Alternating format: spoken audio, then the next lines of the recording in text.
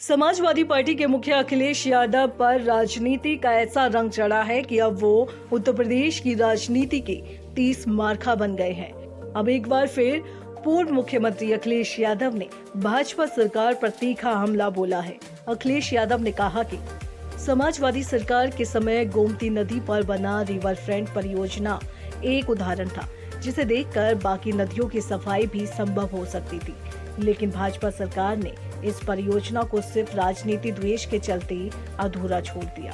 हमने Gomti river front के जरिए दुनिया को दिखाया कि नदियों को स्वच्छ, सुंदर और उपयोगी कैसे बनाया जा सकता है, लेकिन भाजपा ने उसे भी रोक दिया और अब गंगा व यमुना की सफाई के नाम पर जनता को बरगलाया जा रहा है। पूर्व मुख्यमंत्री अखिलेश यादव इतने पर ही नहीं रुके। उन्होंने आगे कहा कि भाजपा सरकार के नमामि गंगे जैसे अभियान केवल कागजों पर चल रहे हैं। गंगा आज भी वैसी ही गंदी बह रही है जैसे पहले थी। गंगा में रासायनिक प्रदूषण के कारण कई जल जीवों की प्रजातियां खतरे में हैं। जहां अखिलेश यादव ने नमामि गंगे को लेकर सरकार को घेरा, तो वहीं अखिलेश यादव ने यमुना नदी की सफाई का मुद्दा उठाते हुए कहा कि नदी जीवन देती है, किसी का जीवन नहीं लेती। लेकिन भाजपा सरकार ने नदियों की सफाई की बजाय केवल बजट की सफाई की है। अब सवाल है कि यमुना के नाम पर सिर्फ राजनीति होगी या सफाई भी होगी।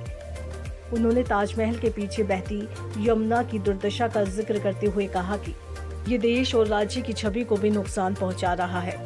सपा प्रमुख ने नदियों की सफाई को लेकर फिर बीजेपी पर तंज कसते हुए कहा कि भाजपा चाहे तो समाजवादियों से नदी सफाई की ट्यूशन ले सकती है। हमारे समय में गोमती रिवर फ्रंट की सफाई और सौंदर्यीकरण एक आदर्श था। भाजपा वाले चाहे तो हमसे गेस्ट लेक्चर ले सकते हैं। जनता अब खुद भाजपा की सफाई का कार्यक्रम तैयार कर चुकी है। जिस दिन भाजपा की सत्ता से सफाई होगी, उसी दिन नदियों से लेकर देश के बजट तक सब साफ हो जाएगा।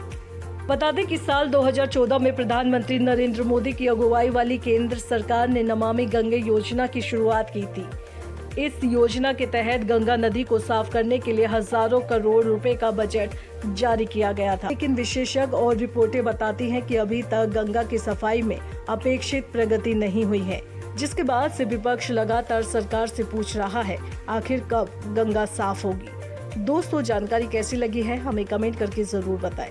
साथ ही डुगू की डिग्गी को जल्दी से जाकर सब्सक्राइब करें ताकि आपको आगे भी ऐसी ही जानकारी मिलती रहे।